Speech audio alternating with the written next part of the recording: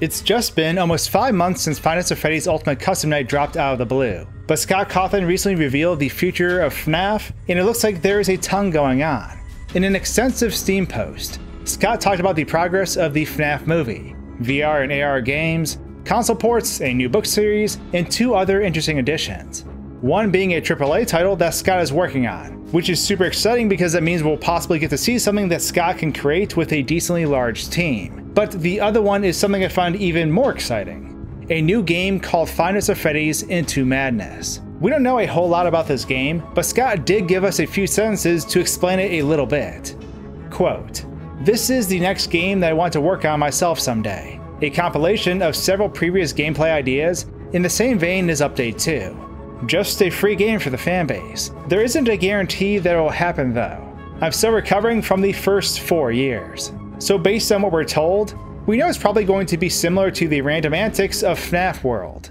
A lighthearted, quirky adventure game full of chaotic encounters. But the thing is, underneath that game could be something very revealing for the Five Nights at Freddy's fanbase. I mean, Pizza Simulator ended up being way more than we expected, and even provided closure for the series.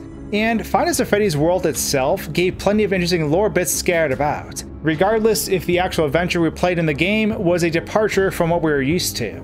If we turn back the clock, the closing of FNAF World Update 2 left us with something quite bizarre. After beating on the rainbow extensively, we saw a closing cutscene in which Baby's creator is slain at their desk. We assume Baby is the one that killed them, but it's also possible that this figure took their own life.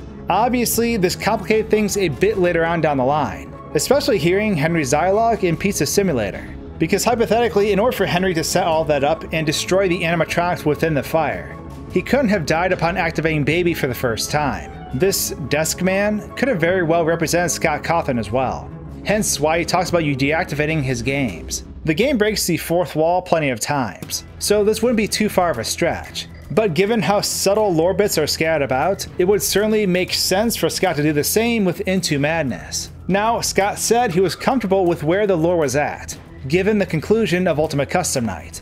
Meaning, in his eyes, the story was concluded, and there was nothing more to add. We have the burning that took place in Pizza Simulator, and then the implied purgatory that took place in Ultimate Custom Night. But given these 2 situations, there's still a lot we don't know about the actual timeline of these games, and I think that's where Into Madness could really help tie things together.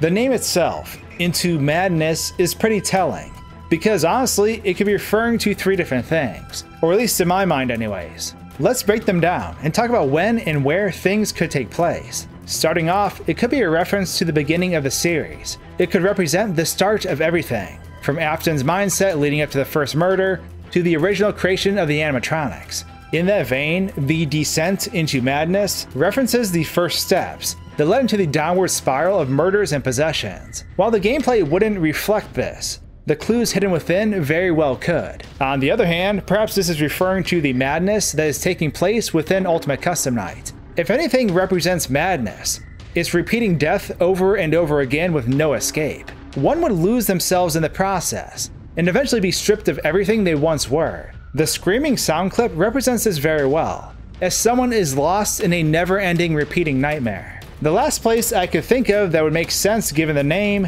would be before the events of Five Nights at Freddy's 3 or right after it. The 30-year gap that took place before the game is kind of a mystery because a lot can happen in 30 years. There's plenty of things we don't know about this time period, and any clues to this gap would help solidify the story a little better. Because at this point in the story, we know Michael Afton is coming after his father, given the events of Sister Location. We know this by the audio that plays, but we don't know if this voice is actually taking place at the same time of the visuals we see on screen. Fazbear's fright burned down at the end of Five Nights at Freddy's 3, but Springtrap survived the fire. This juxtaposition of the audio and the visuals at the end of Sister Location is confusing, but it doesn't mean it happened at the same time. Given that, we have a huge chunk of time that's unaccounted for. Now obviously, we're just speculating off of a name, but those 3 scenarios could make sense. However, out of the 3, I think only 2 are possible. I don't believe that Scott would create something after Ultimate Custom Night, given that he said he was satisfied with the lore. Extending the story wouldn't feel right, and I think we can take his word on that. However, similar to the approach the novels took, expanding on the game's universe by adding in clarity to the events prior to the timeline starting or during the biggest blank spots would be helpful. This could be done in a way that removes some of the obscurity of how things happened, without actually diluting the overarching plot. I think a series of minigame-oriented challenges would be a lot of fun to play. And it'd also be a neat way to sprinkle in hidden lore bits that might make things more clear. Just as long as there aren't any more murderous rainbows, I think I'll be happy with it. But given all of that, what are your thoughts? Obviously, we don't have much to go off of, but based on what you've experienced within the FNAF series, what we've been told, and the name we have, what is your take on all of this? Yes, we're overthinking a name, but I think that's fine. That's what makes it fun. So let me know your thoughts in the comments below. And with that, thanks for tuning in to this name dissection. What will 2019 bring for FNAF? I guess we'll have to wait and see. Thanks for watching, guys and gals, and until my next video, cheers.